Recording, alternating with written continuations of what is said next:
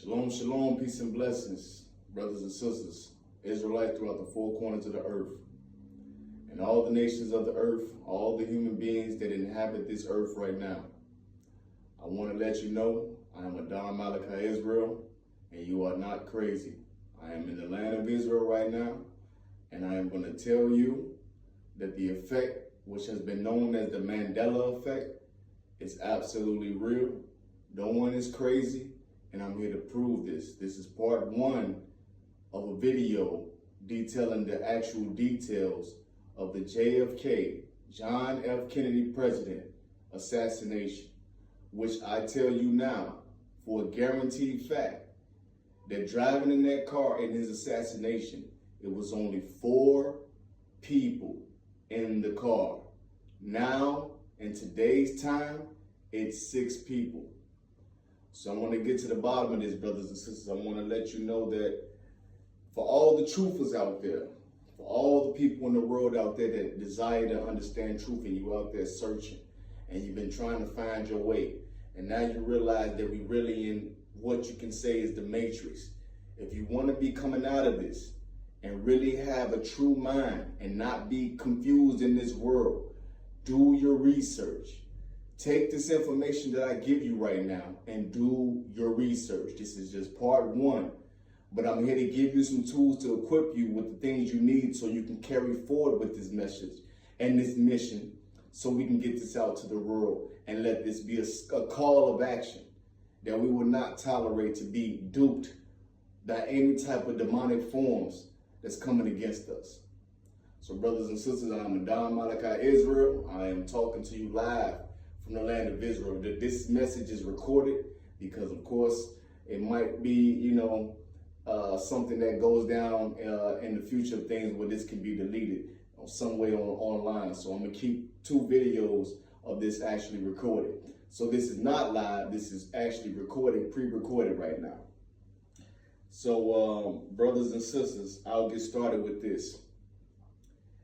JFK, who was assassinated November 22nd, 1963. He was in the car with his wife, himself, the driver, which is William Greer, and another Secret Service agent that was in the passenger seat of this 4-door vehicle. I look up and I start to see videos out of nowhere where you have in color, where originally all of this was in black and white. You have now in color AI style of Governor Connolly and his wife in the middle of the seat of an extended limo that they call now this presidential limo, an X100 extended limo with 2 jump seats. They call them jump seats that the Governor Connolly and his wife were sitting in this new scenario, in this new timeline of reality that they're trying to act like we're in. But we're not in the new timeline of reality. They just altered things, and I'm about to go to the bottom of this because when you see what I'm about to bring forth to you, understand that once again, nobody's crazy, and what I'm about to reveal to you is about to be so out of this world. It's going to be hard to digest for everybody. But do your research, do the steps, and take it from there. So, as I continue to say, he was only in the car with 4 people. Now it's 6 people, Governor Connolly and his wife, in what we call jump seats, right? So now I have footage and actual pictures of the actual scene where they have in color, where they do reenactments, where they even slice the footage and show you that it was only the president and his wife. So you'll see that footage right here as I show you that. I'll let you see how that looks. Then following that, I have an article from the past of an old screenshot from an actual newspaper cover showing you what the actual seat looked, what the car looked like with the two rows, with the back seat and the driver and the passenger seat. So when you see this image, pull up. These are all the small details that I'm getting up to right now, leading to this principle of the matter. So as you see that, many people that have done videos on YouTube about the Mandela effect, and some people have covered the John F. K situation. I'm going to chop up videos when I get the chance to be able to do that, and I'm going to show you the videos to be able to look for it as well. But you can do the research on YouTube and look up all of the information, and you'll find these videos as well. So when you see this, you'll see that people have highlighted that they remember for a fact that it was what I said was in the car, how this situation happened. They studied it just like I studied it. I did all the research back in the past. I watched this old video a gang of times. No question to it. I know I have my memory and it hasn't been taken from me, right? So what I'm about to show to you is research that they haven't went in deep in depth to the fact that when you see now, what you had to do was go and see about Governor Connolly. Since we know he wasn't in the car, you have to now see about Governor Connolly and see if he even had a testimony about being in the car and if they rearranged history to that point. And when I did that research, brothers and sisters, I come to find out in the Texas archive they released online. And I have this right here in front of me. Black and white video of Governor Connolly giving the testimony of what happened in those chain of events leading up until the point where he and the president was shot. Because now in this rearranged time, not only was Governor Connolly in the car, mind you, he was never in the car, but not only is he in the car, they're saying now that he was shot in the back and the bullet went through his body, broke his fifth rib, came out through his nipple, his hand was about right here, so the bullet exited out, broke his radius in his wrist, and then lodged into his left thigh from one bullet that came through President Kennedy's neck.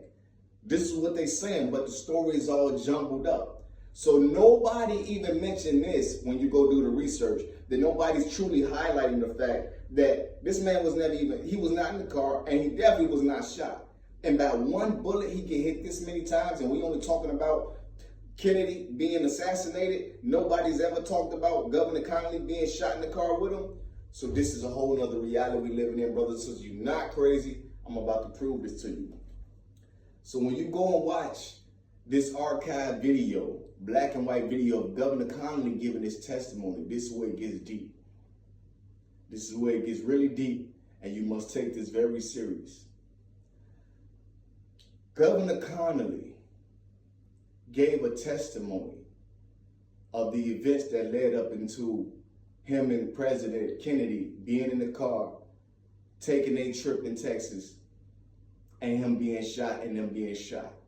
In this testimony that he gives, he just so happens to be a military soldier, veteran.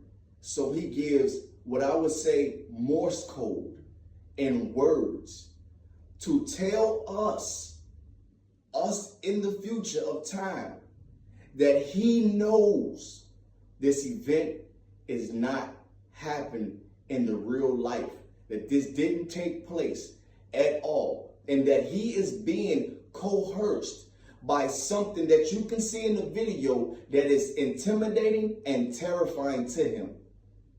And he is being questioned and answering questions in a manner to where is that the way he's giving the answer, he's letting you know as a military soldier that he is terrified, and he's giving code to let you know that he knows that in the future when we see this footage and everything start to seem like a Mandela effect, it was because time traveling demons went into the past to deal with this Kennedy assassination. Because why? Kennedy was known to be the one who was going to come forth with the fact that the government of USA was dealing with non-human entities and had stricken a deal with them. And this information is coming forth in this time. So they thought to go back and change times where the Father says he shall think to change times and laws, and they shall be given into his hand for a time and a half of times. It was time travel, brothers and sisters. I'm about to prove this.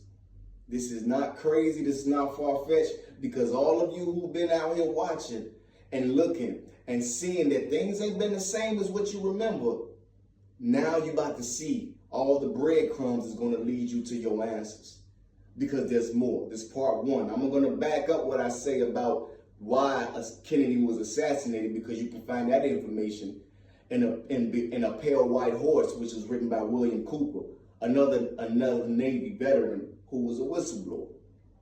So we're about to get into the actual video. I can't play the video for you right here. I tried to download it, I can't, so you're gonna have to look this video up online and see this with your own eyes. But I started to write out the transcript. So I have the transcript right here that I'm gonna read for you word for word what he says out of his mouth. And I'm gonna point you out some things to look at when you look at this video, so you can be very clear of what I'm saying and you can understand that it's clear as day that anybody got a conscious mind, anybody got a focused mind, who ain't lost their brain, who ain't stuck in the matrix living and just partying and having a good time and thinking about all the things of the world like this, if you focus on what's going on down here, you'll see this video clear and you'll know what I'm talking about. So this is part one, because it's a lot, so I'm gonna get through this much of the transcript to the point where he described the shooting, before the shooting and leading up to the shooting, and just a bit after the shooting, before as he gets to the hospital, and I'm gonna stop there. So the reporter that's talking in front of him, you don't see this person. This person is behind the camera and he's asking questions, and kind of try to pay attention to the voice of the interviewer who's actually asking him questions. Pay attention to that as well. So he asked him, he said, if it still feels like stiffness in his right wrist, and is it permanent damage there? Governor Conley answers, he says, I wouldn't call it a permanent disability, although I certainly have a stiffness in my right wrist. I can't turn my wrist over and obviously reminded of it every day.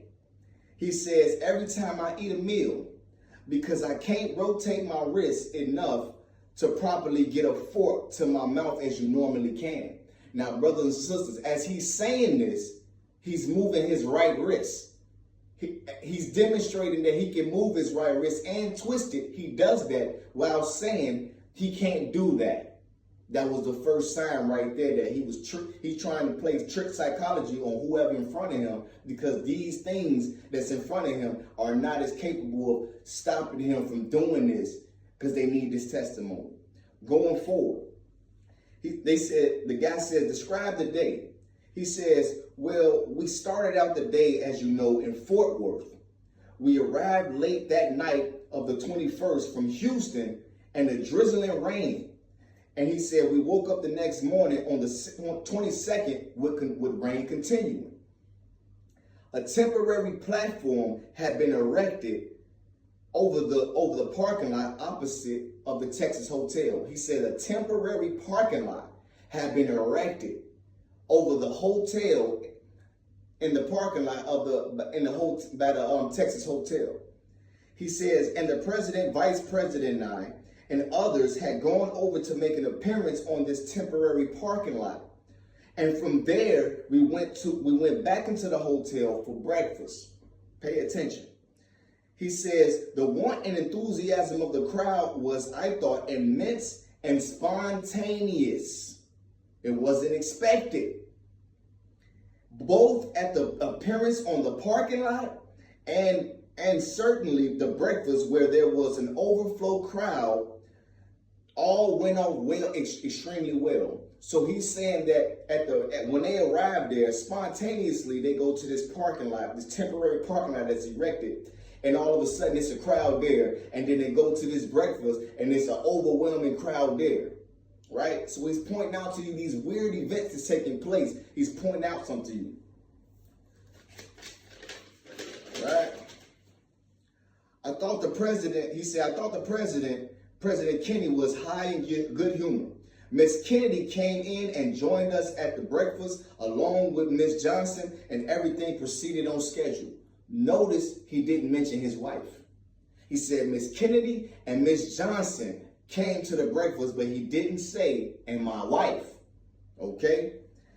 Continuing. We left to go to Dallas. About the time we arrived in Dallas, the sun broke clear.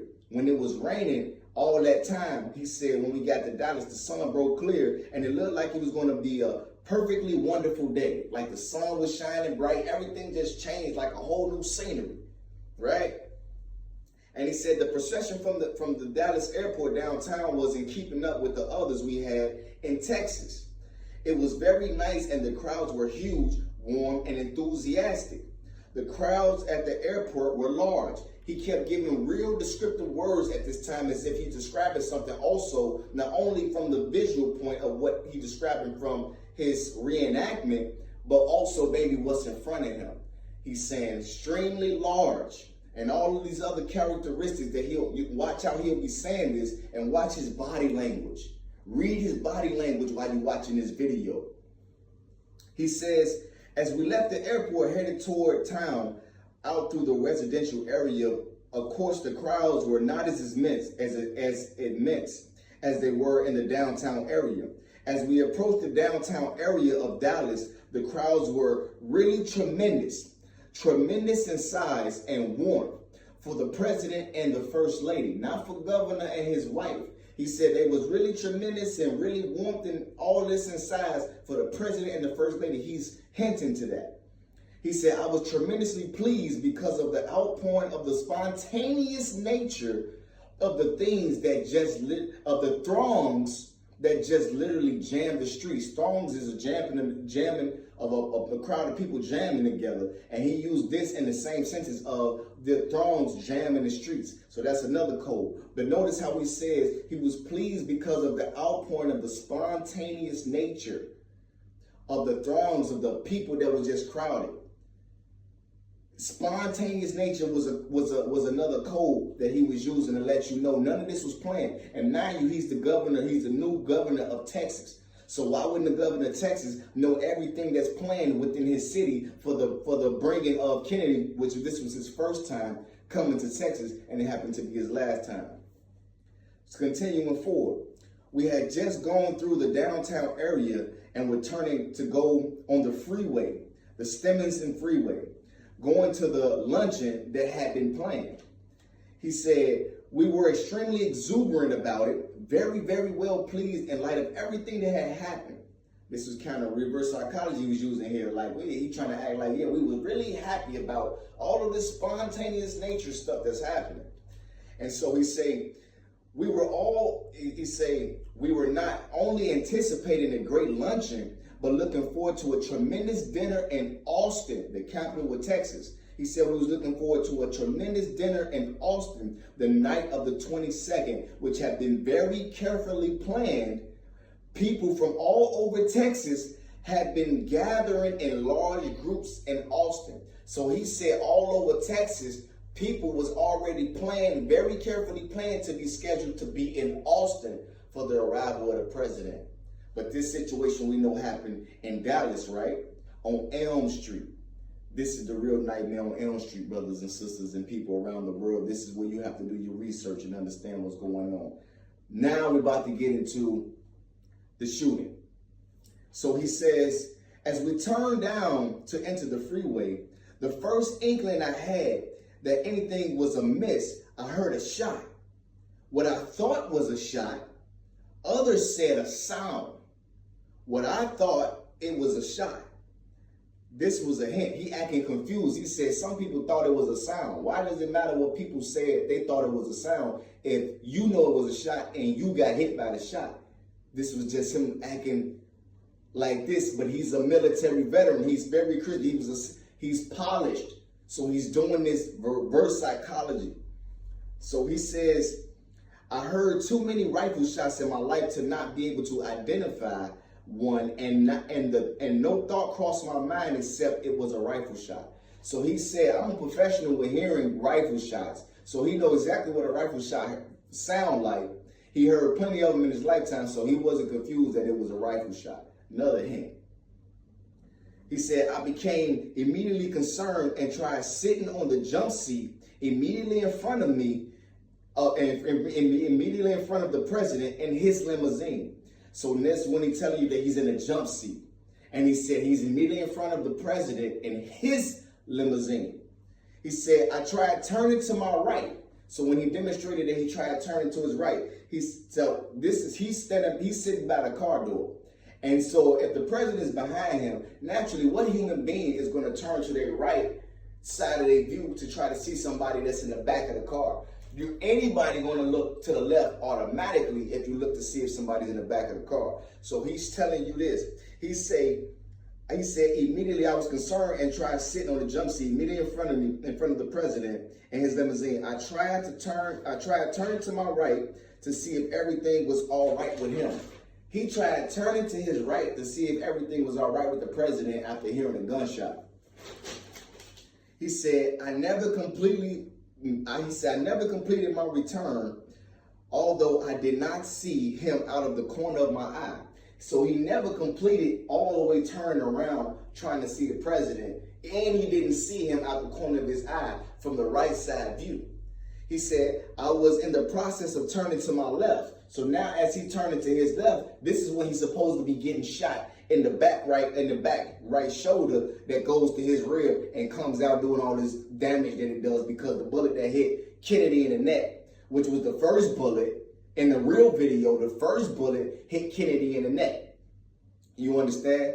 No, it was the second bullet that hit Kennedy in the neck. Don't let me get none of that confused. So he missed the first shot, and it was the second shot that hit him in the neck, and then the shot didn't kill him. And the driver, William Greer, was the one who shot Kennedy, and he flung up this way. So that's what I'm telling you what happened from the events that I can never forget.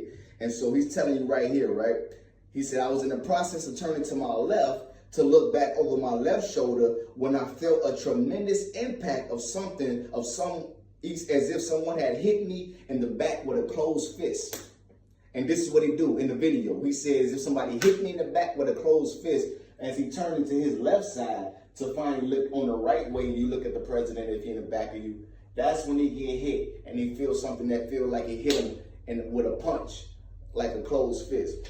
And he said it was a sharp pain. It was not a sensation of being hit by a bullet. It didn't feel like being hit by a bullet is what he's saying in this video. He said, I had no way to gauge that experience, of course, which means that he ain't got no way to relate to that experience in real life. He's acting this out and he's being coerced to do this in actual reality in his time. And this gets really deep because I'm giving you this transcript. Remind you that understand that we're dealing with time travel. We're dealing with time travel, and we're dealing with something very wicked that has taken place for a very specific reason. So understand that Governor Connolly is now giving us a reenactment with details to show you that he knows he's not here in this event. So he's playing this off for us. And when you see all of the videos about him, you'll see he does the same thing consistently. And I'll do parts for that. But continuing. So I had no way to gauge the experience, of course, but I felt as if someone had hit me with a very, very hard blow with a closed fist, knocking me forward. So he said the impact of what was supposed to be the bullet felt like a closed fist being punched, and it knocked him forward. He said the first time I really was conscious that I had been hit was when I bent over as a result of the impact. As a result of the impact of the bullet, I could see the blood all over my clothing. So when he realized that he was hit, it was when he leaned over, and he can see when he leaned over, blood all over his clothes. He has a suit on. He was shot with one bullet that's supposed to have done all this damage. No blood is splashing through his suit to be all over his clothes already. That's not happening. I've been shot before. And I'm telling you, that wouldn't happen like that. You understand? I bled internally from my bullet wound that hit me in the back, through the side, in the stomach, and it wouldn't happen like that. You understand? So he's showing you, for anybody that would have been in these situations, you would know these details. So he said, I could see the blood all over my clothing, and I knew then, of course, that I had been hit. And I said to Nellie, his wife, my God, they're going to kill us both.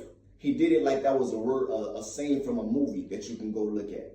You understand? So when he did that, he then said that his wife, she immediately reached over and grabbed me, I suppose, as a result of my own crumpling and her putting her arm around me and putting my head and putting me down, my head down into her lap. And she bent over me and very quietly talked to me saying, be still, you're going to be all right. He's a military veteran. This is his wife in the car. He's telling you that he feel like he get punched in the shoulder. He bends over. His wife grabs him. Now she's not even screaming. She's not even reacting. But in the real video, and even in this new current footage, you see Miss Kennedy. She is hysterical when she's trying to climb out of the car. He's telling you the testimony of his wife. She ain't got no reaction other than to shield him, put him on her lap, and cover him and tell him to be still, be quiet. You gonna be all right. What is this? What is his wife doing trying to protect him, and is she feeling comfortable to tell him this? This is what he's hitting to you. That's not our normal reaction of a woman that will be in that type of situation. The normal reaction will be how you see the video of Miss Kennedy. But when he's telling you about his wife, that's supposed to be in the car as well, this is the details he's laying out to you about her response. So this is what's deep about all of this is going on, because he's playing this game in front of whoever he's talking to show us that in the future, we're going to see this footage and it's going to be changed. And he knew he wasn't in it. And this is what's happening. This is how he became in it. Brothers and sisters, he gets deep. Part 1. He said, I was conscious then of hearing a third shot. He said, I say a third shot. I was not conscious really of hearing the second shot. The bullet that hit me. I very clearly heard the third shot. Now, people around the world, he says, I was conscious of hearing the third shot. I say a third shot. I was not really conscious of hearing the second shot. He didn't hear the second shot. The bullet that hit him, he didn't even hear that shot. He's hinting to you. He's hinting to us. This understanding. This is very, very deep and important. And so he says, the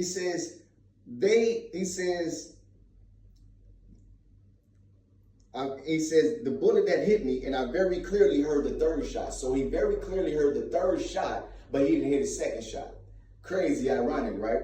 He said they were coming in very rapid fire order, and I knew as a result of the third shot that someone, certainly, and I assumed the president, had been hit a fatal blow, because I can see the evidence of it all over my car, over my clothing and the car.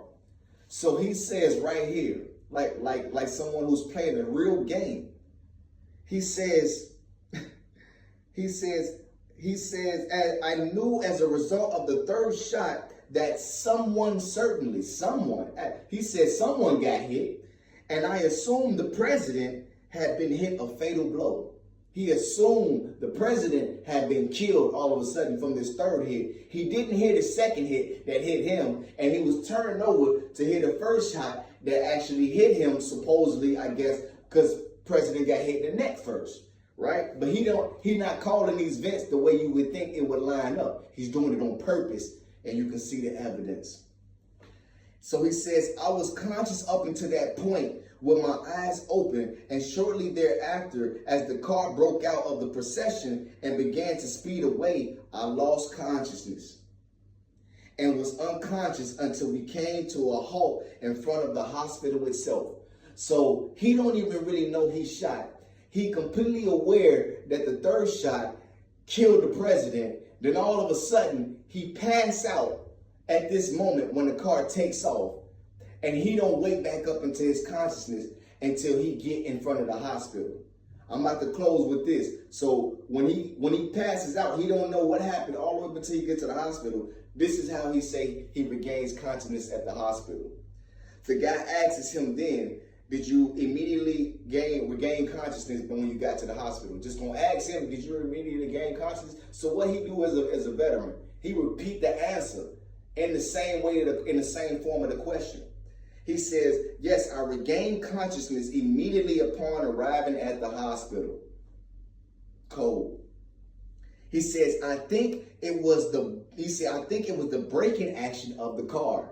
He immediately regained consciousness at the hospital, He said he think it was from the braking of the car. So the car was moving so fast that when it came to a break, it woke him up. This is what he's playing this game and saying in front of the camera. He's doing this purposely. And then he says, we obviously have been traveling at a tremendous speed when we stopped. Apparently, the action of the stopping of the car made me regain consciousness. Then he says, and it is rather peculiar. This is when he looked and he gives this particular face. He paused and he gives this little narrative. And it's going to end with this. He says, and it's a rather peculiar thing. I think it enters your mind. It's strange what you think of. It's strange what you think of. A peculiar thing. It enters your mind. It's strange what you think of. Then he goes into a narrative. He says that he was a Secretary of the Navy. And he says as a Secretary of the Navy, he recalls that the junior officer is always the first in and the last out. And the senior officer is always the last in and the first out. He was hinting to that because he was saying that as a governor, he would be considered the junior officer. And as the president, that would be the senior officer. So when it comes down to a traumatic event, that means that the president will be first priority to be get out of the car because he is the senior officer, not Governor Connolly, even if he's shot. So he says when they pulls up to the hospital and he gets his consciousness back, he says he starts to try to lean over and he said the first thing that came to his mind was trying to get over and try to get out the car and help himself out the car because he know the president got to get out the car, right? But if the president got to get out the car and you shot and your wife already know you shot, he said, don't nobody try to help him, and didn't nobody notice what he was doing. And his wife tried to figure out what he was doing later while he was trying to get out the car like that. The president is shot, he is shot. He's giving you code and hint. Like nobody could believe this crazy story is what he's telling you. And you can see this footage with your own eyes. So brothers and sisters, people around the world, that is part one. I'm going to stop right there because to go through the rest of the transcript and all the rest of the footage, I got more to tell. And so also with this, they also have now a video with him in the past, black and white, being questioned in the hospital, laying in the hospital bed with his hands wrapped up because it was supposed to be shot as well. And he's laying in the hospital giving the testimony as well right after this situation happened. None of this footage never happened in real life, in our real lifetime. But now it has happened. Now this footage is available. Now you can see this as if it's really happened. They had to go so much back to be able to make them try to coerce the real human beings with real pride, seeing what was happening. And they said, we ain't finna let this happen. So Governor Connolly, he couldn't do nothing about it. He was used from that moment, and for the rest of his life, he died in 1993. He had to keep this for all the way into his death, and they waited 20 years later to make this whole new paradigm change when he's long dead and gone. And all of the people from the Kennedy situation is long dead and gone. And all you have left is a remnant of certain little people who they've coerced to be a part of this new scene. So, the Mandela effect, which is now going to be called the JFK effect. This is very dangerous. This is very important. This is the most important thing I've told you, because also when I meant to say left within that testimony that he left in the hospital, he did the same thing. He spoke in code, and I'm going to do a transcript on that. I'm going to do a video on that. I have to get all this out. I'm going to push all this out for everybody to see that this is real and that you have to see what's going on. So I'm going to get all of the videos, all of the footage, everything you can look up on your own on YouTube. I'm going to show you how it's all tailored and how it's all strategically put together, and how all the participants in the past who witnessed this were afraid and did not want to be a part of this. And we're dealing with something very supernatural, such as the book being changed and all these other Mandela effects, JFK effects now that have took place in the earth. They got people thinking is they losing their mind. Nobody's losing their mind. So from here, the message is to you all. Adam Malachai Israel, I'm in the land of Israel. It's a very dangerous message. It's a very dangerous time. But for all those who believe in the Most High, we know the battle is ours. And I believe in Christ as my King. And there's no shaking that. And with that power, we shall win. In the end, we shall win. I guarantee you, no weapon formed against us shall prosper. Devil, your trick is up. It's a wrap. The battle is on. We here. Shalom, shalom.